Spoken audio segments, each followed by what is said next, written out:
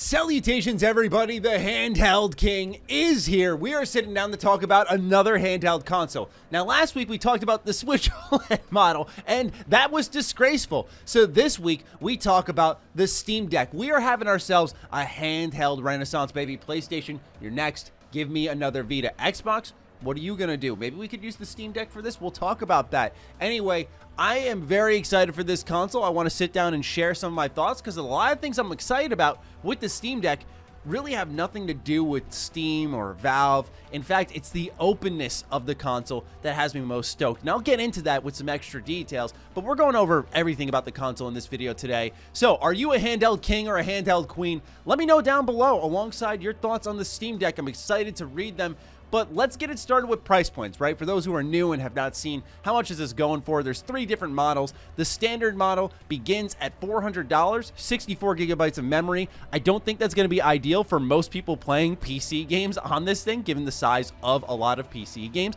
But let's go into the middle tier model, which is $529. It's 256 gigabytes of storage, and it's on an NVMe SSD. So that's going to be faster storage, faster load times, all that stuff that we've heard about. And then last but certainly not least is the $649 model at 512 gigabytes. Once again, the NVMe SSD. And also this latest model comes with a premium anti-glare etched glass. So this is, of course, going to be the premium model of the bunch. And when you sign into your account here on the Steam Deck, your entire library will be right there and you can start playing immediately. I think from a price point that this is well done because we'll talk about specs in a little bit, but just as a feature set and the questions that have already been answered, this is pretty much a mini PC that you can take with you and play on the go, and that makes me really excited.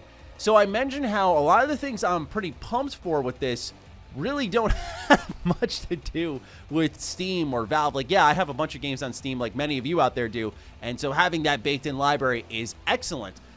But it's really about the ability to flex this Steam Deck into maybe a handheld PlayStation 2. So IGN did a lot of great coverage because they had early access to this console to test it out and break some of the news.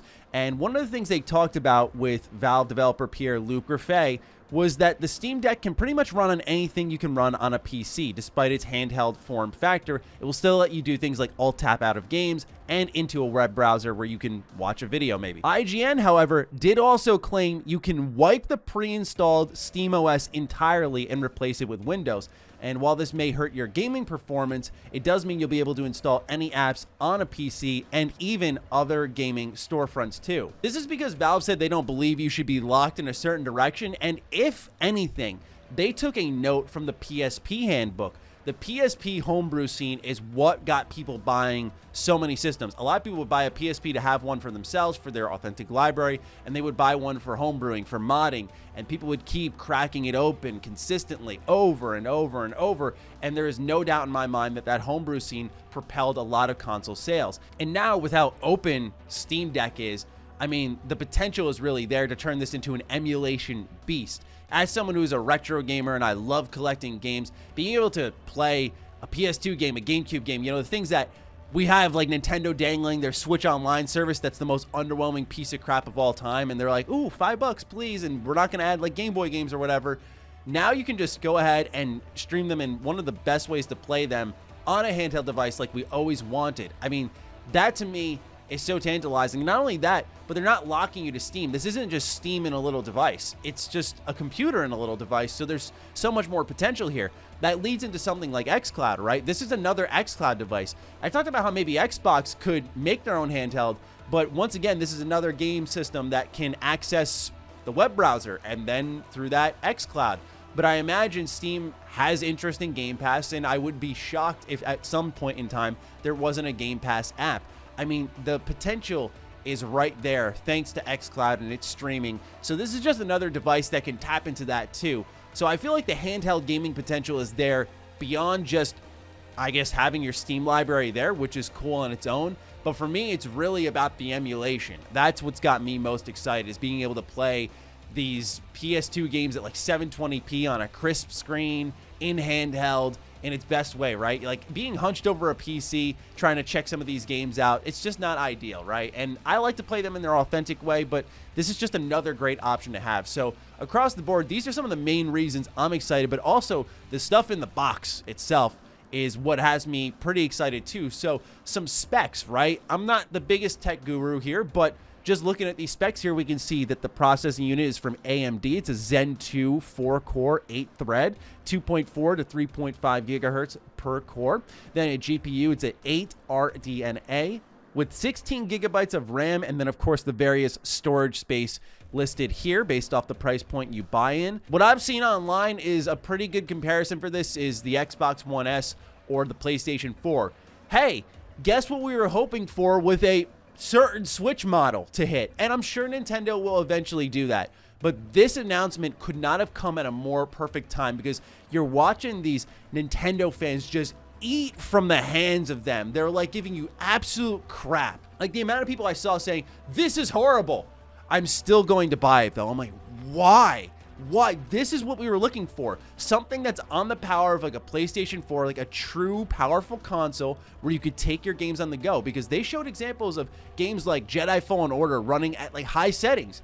That's awesome, right? Like they're not making sacrifices, and at its price point, that's so critical because we're seeing something really, really neat here. But yet people want to pay Nintendo for an OLED screen for like $350.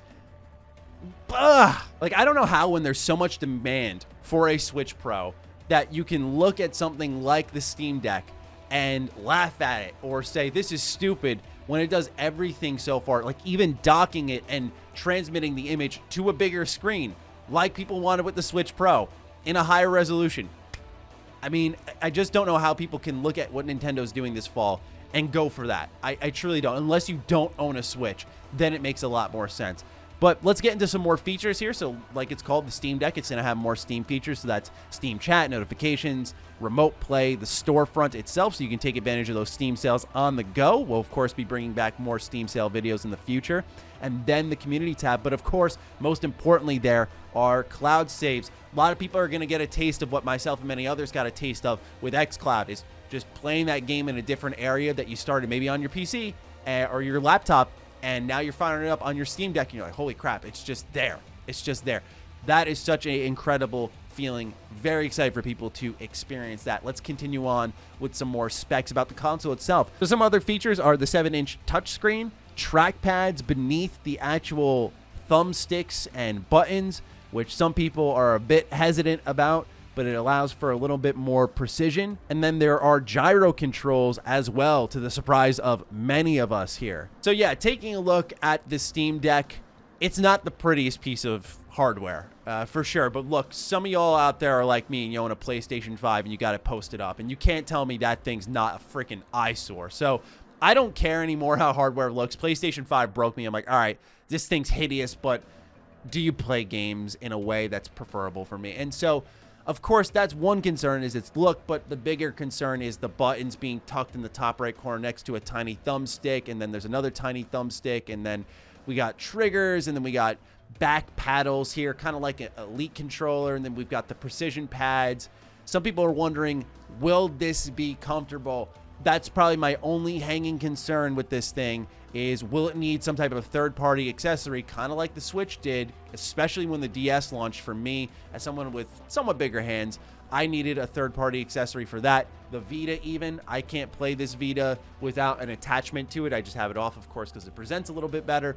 But a lot of these handheld consoles do need some type of attachment to fit certain people's hands. So I do expect that to be a problem for a lot of people there.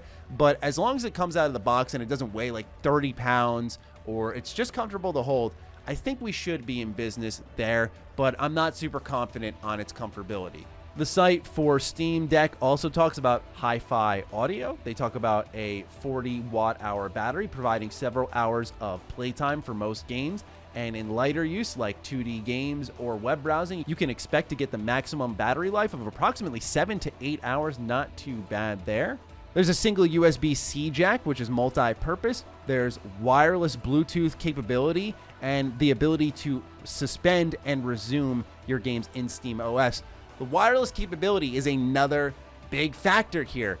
hey, you can like sync up your AirPods if you have them. You can sync up anything to this thing. And I think that's so wonderful because there's certain consoles that don't, and people make excuses for them. So just keep that in mind.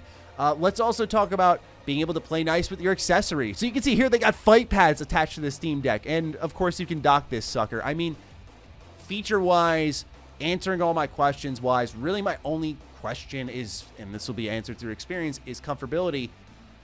I have nothing but excitement for this console.